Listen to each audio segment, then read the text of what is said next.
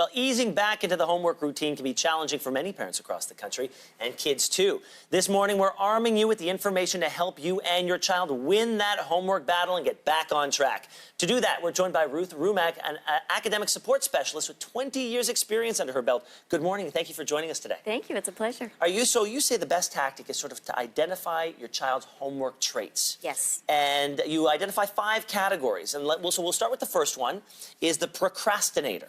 Everybody knows one. Everybody knows one. So how do you help your child if they are the type of person who puts things off and off and off? Well, I think it's important to let them know that it's okay, that they need to look at the big picture first. So often procrastinators have a bit of anxiety. They're not sure that they can actually do the work. So one thing to do is set a larger schedule so that they know what is coming up ahead and how to chunk it or break it down into smaller pieces. So it's not necessarily laziness. Definitely not. I think most kids feel that they can't do it, they may believe that they can't do it, or they don't know how to start. Okay. So if they don't know how to start, a good trick is just to start a timer. So let's say, let's do it for 10 minutes. Let's see what we can do in those first few minutes, and then usually once they realize that they can do it, they gain confidence, they're off to the races. Now, what do you do if your child is a perfectionist? That's a tough one. I think, often that also relates to anxiety of being perfect. They have very high expectations for themselves. So one of the things we talk about at Ruth Rumack's Learning Space is let's just do an 80% rule. Let's do this to the best of our ability right now, and we'll come back and look at the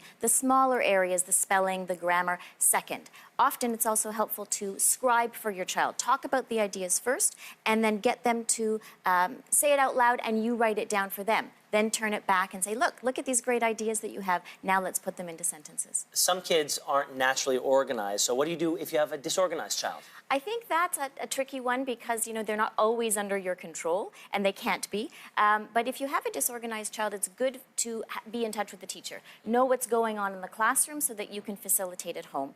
Big calendars, iCal, Google Cal, things that are electronic are really good. And a good tip is to, for an older child, take a picture of the board. If your teacher allows cameras in the classroom, which many do in certain situations, you can take a picture of the homework board so that you don't forget what you need to do. Oh, that's smart. What do you do if your child only does the bare minimum to scrape by, which I may or may not have been growing up? The minimalist. I call it the minimalist, right? That's a very nice way of putting it. So, there's an expectation set by the teacher. Do a minimum of 2 sentences. And that child comes home and writes 2 sentences exactly. I'm done. Goodbye. Yeah. It's good to go back to that work and say, you know what? I really like your idea here. Could we expand it a little bit? Yeah. Or even give them a checklist and say, every time you finish your homework, let's look at these 3 things or 4 things or longer if it's an older student, and make sure that you have really met the criteria. Lastly, and I think this is sort of the basement, the most worrisome one, what if your child has no motivation? That's tough. That's really tough. I think that it's important to get at the bottom of it, because usually a child will do well if they can do well. And if there's something else going on, it's important for a parent to know.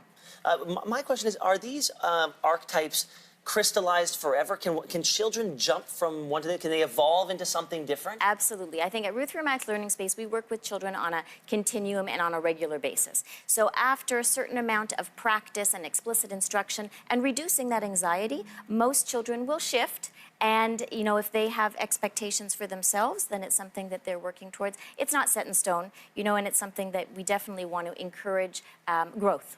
Thank you very much. And encouragement is always a good rule of thumb. Very big deal. Thank you so much for being here this morning.